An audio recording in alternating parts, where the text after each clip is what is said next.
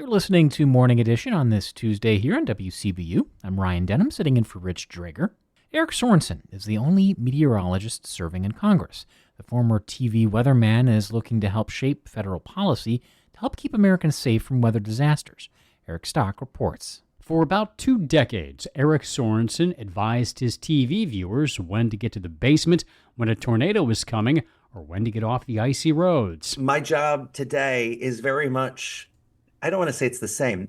My job is so similar to what happened before because people could trust me for helping them make good decisions. Sorensen is a Democrat from Moline who is in his second term in Washington. He represents portions of Bloomington-Normal, Peoria, and much of central and northwestern Illinois.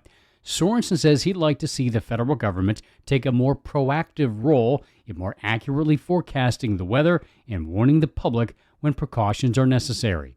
Sorensen says when the federal government is usually associated with weather disasters, it's after the fact, such as the floods in Texas in July of last year, when more than 100 people, many of them children, were killed. You know, when we saw all of those young people just get wiped away, we didn't get to know those children.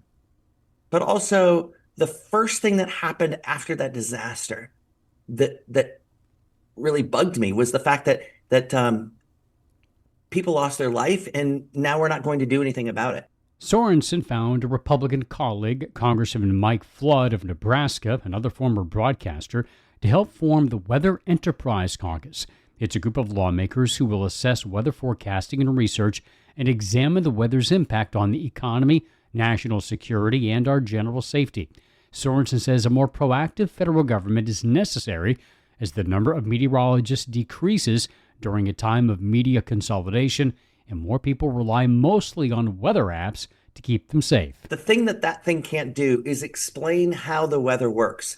And so my job was to explain why things happened a certain way, to educate people so that they understood enough about the weather. Sorensen says he also worries about the future of the National Oceanic and Atmospheric Administration, or NOAA, for the Trump administration's cuts to the National Weather Service.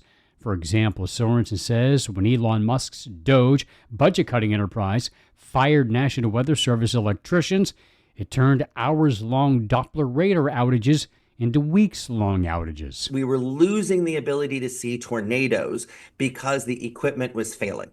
If we don't have the funding appropriated from Congress, then we're not going to have weather balloons that are going up to give us that three-dimensional look at what's going on in the weather. Sorensen says he wants to see the U.S. Weather Enterprise get better at assessing risk. He says that will require better technology. The National Weather Service is in the midst of upgrading its old Doppler radar systems, which date back to the 1980s. He says better information going in will help Congress make better assessments of how money can be spent to build resiliency when it comes to floods, tornadoes, and other disasters. Are we making sure, from a policy perspective, that we're designing roadways that are going to withstand these floods? So it's not just education. Are we making sure that the policy is there? Are we driving home the federal tax dollars to rebuild infrastructure to keep people safe? Sorensen has proposed 3 weather-related proposals during this term in Congress. One was to reverse staff cuts at the National Weather Service. Another would have studied how to improve weather forecasting in rural America in light of the federal cuts to NOAA. Most recently, Sorensen proposed a bill to set up an independent review board to investigate major weather-related disasters.